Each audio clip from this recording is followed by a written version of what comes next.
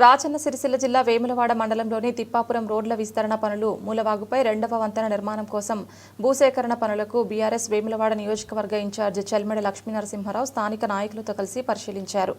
ఈ సందర్భంగా రెండవ వంతెన నిర్మాణంలో ఇళ్లను కోల్పోతున్న బాధితులు తమ గోడును విన్నవించుకున్నారు. అనంతరం మాట్లాడుతూ ప్రజాప్రభుత్వం కక్షపూరితంగా నెల రోజుల నుంచి వేములవాడలో విధ్వంసం సృష్టిస్తున్నారని మండిపడ్డారు. తిప్పాపూర్లోని దౌర్జన్య కాండ గవర్నమెంట్ నుండి, ఎందుకంటే ప్రజల కోసమే గవర్నమెంట్ అని చెప్పి కక్షపూరిత విధంగా ఆదివారం రాత్రి వచ్చి మరి ఇక్కడ మిషన్లు పెట్టి వీళ్లకు నోటీసులు ఇవ్వకుండా, మరి వీళ్లకు ఎటువంటి కాంపెన్సేషన్ ఇవ్వకుండా, మరి సోమవారం పొద్దున్నే, అంటే వాళ్ళకి తెలియని కూడా తెలియదు పాపం, ఇప్పుడే నువ్వు బయటకు వెళ్ళని కూలగొట్టిన విధానము తీవ్రంగా బీఆర్ఎస్ పార్టీ మేము ఖండిస్తూ ఉన్నాం. నేను స్థానిక శాసనసభ్యులు అడుగుతా ఉన్నా, ఏం తొందర ఉంది ఇవాళ నీకు? ఇవాళ రెండో బ్రిడ్జ్ కొన్ని సంవత్సరాలే మొదలై, మీరు మొన్ననే మళ్ళా పునర్నిర్మాణం అని ఇవాళ ఒక కొబ్బరికాయ కొట్టి ఇప్పటికే 3-4 నెలలు అయింది. అక్కడ ఒక తట్టెడు మట్టి కూడా తీయలేదు. ఆ బ్రిడ్జ్ అయిన తర్వాత మీకు ఈ రోడ్ ఉపయోగపడుతుంది తప్పితే అంతవరకు ఇప్పటివరకు ఉపయోగపడదు. పాపం ఇక్కడ చూస్తే ఇల్లు 7 గుంటలు ఉండే ఇక్కడ వరకు, ఇప్పటికే రోడ్డు వెడల్పులో 3.5 గుంటలు పోయింది. ఉమ్మడి కుటుంబంలో పాపం పిల్లలు ఆడోళ్ళు వీళ్ళందరూ చూస్తూ ఉన్నారు, ఆరోగ్యపరంగా ఎట్లున్నారని చూస్తూ ఉన్నారు. మరే ఉన్న పరంగా ఇంకొక 3.5 గుంటలు కూడా దౌర్జన్యంగా రూపాయి కాంపెన్సేషన్ చేయకుండా తీసి నల్లా కరెంట్ కట్ చేసుడు, ఇది చాలా బాధాకరమైన విషయమని నేను తీవ్రంగా ఖండిస్తున్నాను. అసలు మీకు ఈ ప్రజల పట్ల ఎందుకు కోపం ఉంది? గౌరవ శాసనసభ్యులు గారు మీ ద్వారా కృషిస్తాం. మీరు చూస్తున్న గుడి నుండి రోడ్డు వెడల్పు మొదలుపెట్టి పోయిన నెల 16 అంటే ఇలాంటికి ఒక నెల రోజులైంది.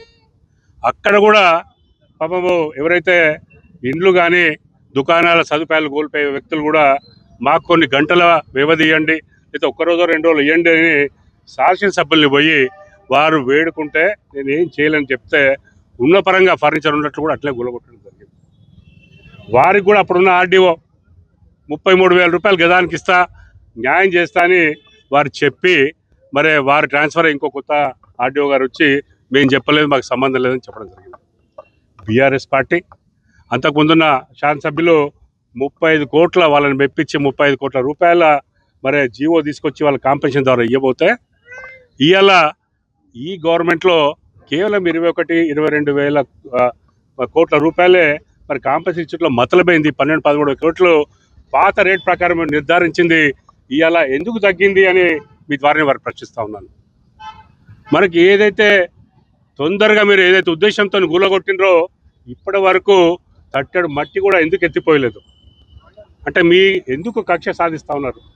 దీన్ని గూలగొట్టిన వెనుక రోడ్లు ఉన్నాయి, ఇండ్లు ఉన్నాయి. ఏ ఎమర్జెన్సీ అయినా ఓ అంబులెన్స్ పోవాలన్నా, ఏదైనా కారు పోవాలన్నా పోయే పరిస్థితి లేదు. దీని వెనుక మతలబేంది? ఇలా గుడి మీరు మరి దాన్ని పునర్నిర్మాణం చేస్తా, ఇంకో మంచి ఎక్స్పాన్షన్ చేస్తా, సుందరీకరణ చేస్తా అని మీరు చెప్పడం జరిగింది. మేము దానికి వ్యతిరేకం కాదు, స్వాగతిస్తున్నాను కూడా మీకు చెప్పడం జరిగింది. కానీ మీరు చేసే విధానం తప్పు, మీరు చేసే కక్షపూరిత ధోరణి తప్పు. ఎందుకంటే అదే నిర్దేశనం. మీరు ఏదైతే వేగంతోనే గూలగొట్టినరో మరి ఇప్పుడు నెల అయినా కూడా ఎందుకు తీయలేదు? ఒక్కరోజు 2 రోజులు కూడా మీరు చేస్తే ఎందుకు చేయలేదు? మీరు అంటూ ఉంటారు మీరు 10 ఏళ్ళల్లో ఏం చేసిండ్రు అని. 10 ఏళ్ళల్లో మేము ఇటువంటి కక్షపూరిత పని ఎప్పుడు కూడా చేయలేదు. మేము ఏదైనా పని చేయలేదంటే పేద ప్రజలను కక్షపూరితంగా రోడ్డు మీద వేయలేదు, అదే మేము చేసింది. ఇలా మరి బద్దిపోచమ్మ అక్కడ కూడా మరి మేము ఎక్స్పెన్షన్ పోయినప్పుడు వాళ్ళందరినీ పిలిచినాము, వాళ్ళందరితో చర్చించినాము. 30,000 రూపాయలు